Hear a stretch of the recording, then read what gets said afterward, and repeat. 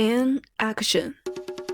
安徽宜居城市测评之滁州市上集，凤阳和明光篇。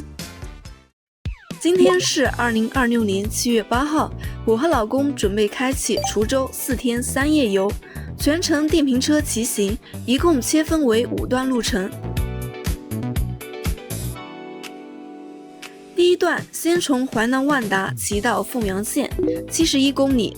第二段从凤阳科技馆骑到明光市，53公里。第三段从明光的奶绿波骑到滁州市区，65公里。第四段滁州尊阳街骑到定远县，74公里。第五段也是最后一段，定远博物馆骑到淮南万达，70公里。本次往返线路的总里程数在333公里。之所以分成5段，主要是怕屁股吃不消。如果一口气开到滁州市区，光单程就要骑150公里，实在太远，索性分开来，沿途休息补给的同时，还能探索更多的城市风貌。今天是旅途的第一天，和老公起了个大早，早上不到6点就出发，2个小时后来到了第一站凤阳县。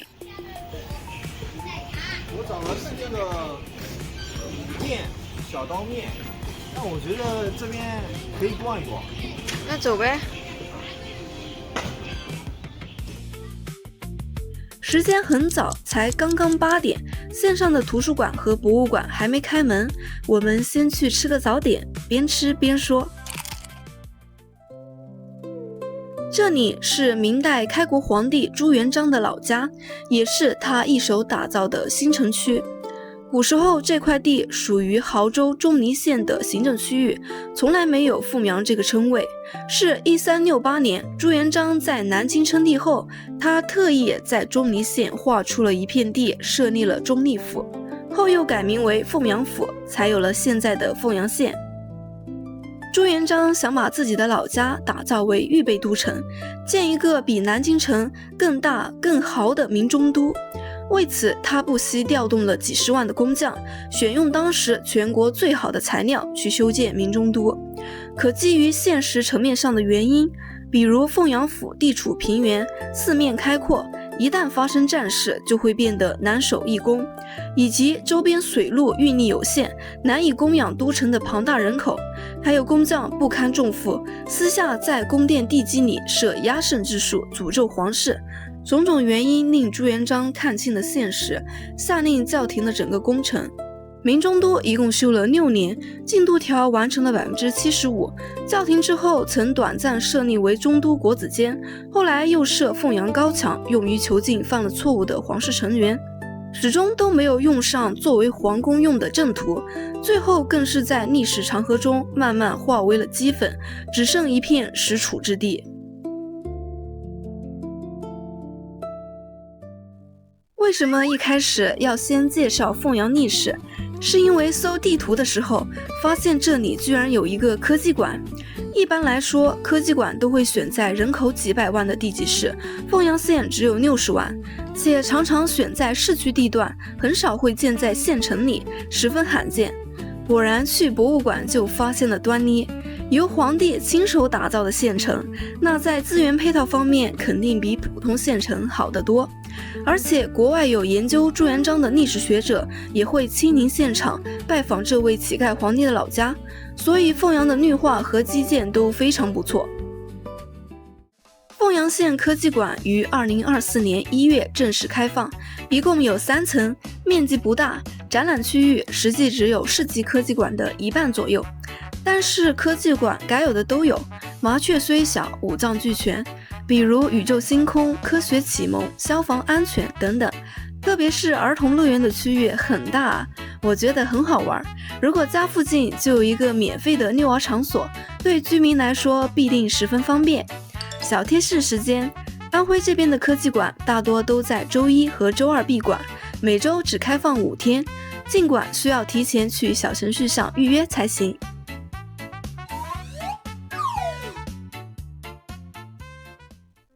科技馆逛完，说回早点，我们在菜场选了一家人超多的早餐店，点了煎饺、小笼包、豆花，一共花了14.5块。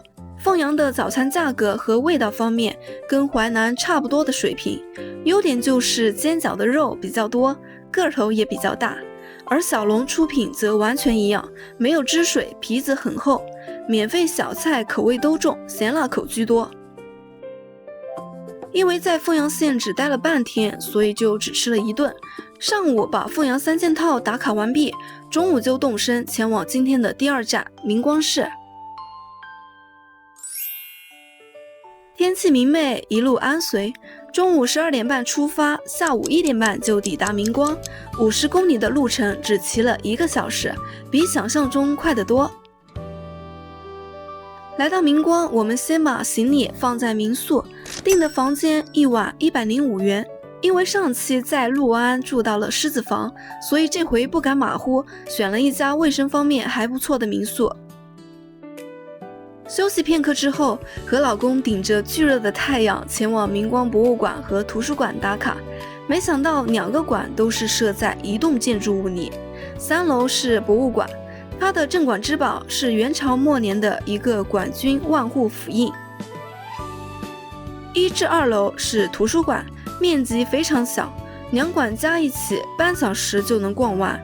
这里可以看出，虽然明光是县级市，可它的实际人口只有不到50万。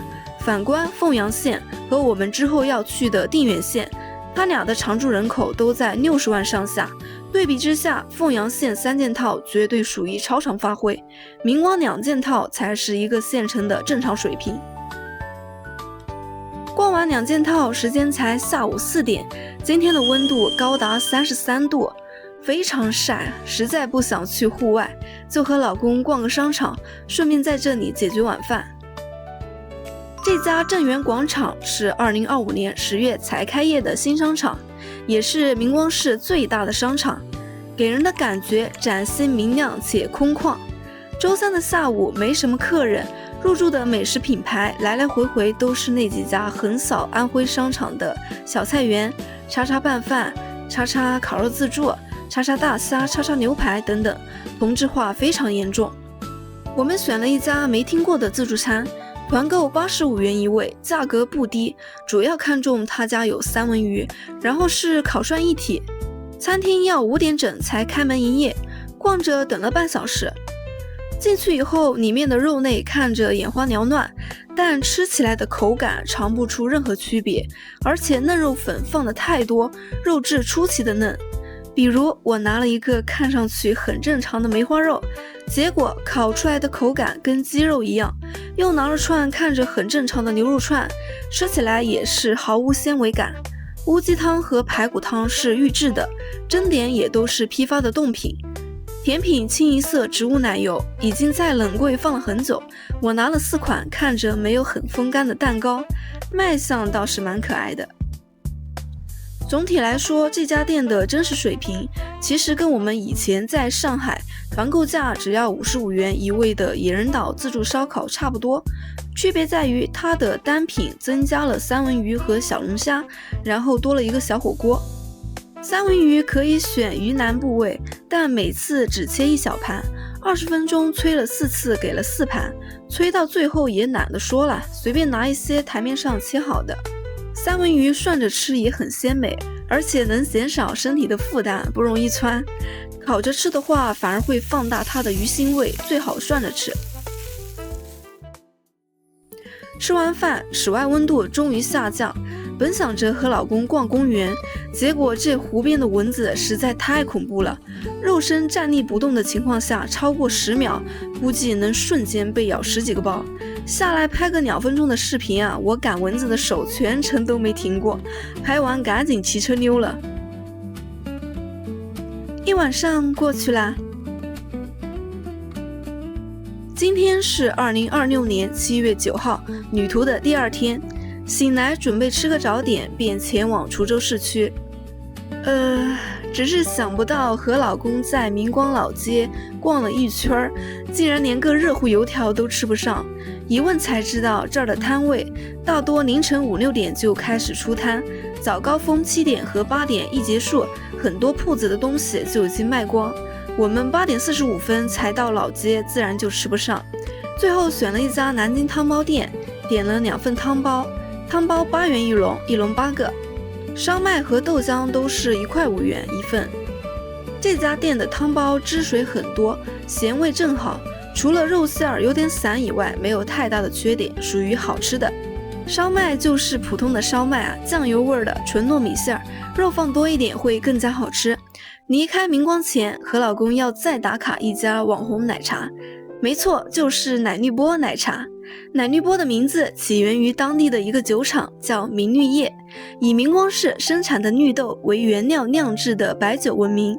只是它的 logo 字迹过于潇洒，一打眼看过去，还以为到处都是奶绿波。今年2月份被人发上网以后，这个名字就冲上热搜。品牌方眼见天降热量，也就将错就错，趁热打铁的推出了奶绿波奶茶。正因如此，这家店成为了明光市游客的必经之地。我们点了一杯尝尝味道，店里最便宜的奶茶一杯15块8，价格肯定是偏贵，但味道不错，有很清爽的绿豆风味，夏天喝着很解暑。好了，喝完奶茶，我们就要骑行65公里去滁州市区。迫于时间的关系，滁州市区和定远县会做成单独的一期去更新。今天就带大家看到这里，如果喜欢我的视频，别忘了点赞、收藏、评论、转发，这样更新的时候能第一时间看到哦。拜拜，下次再见。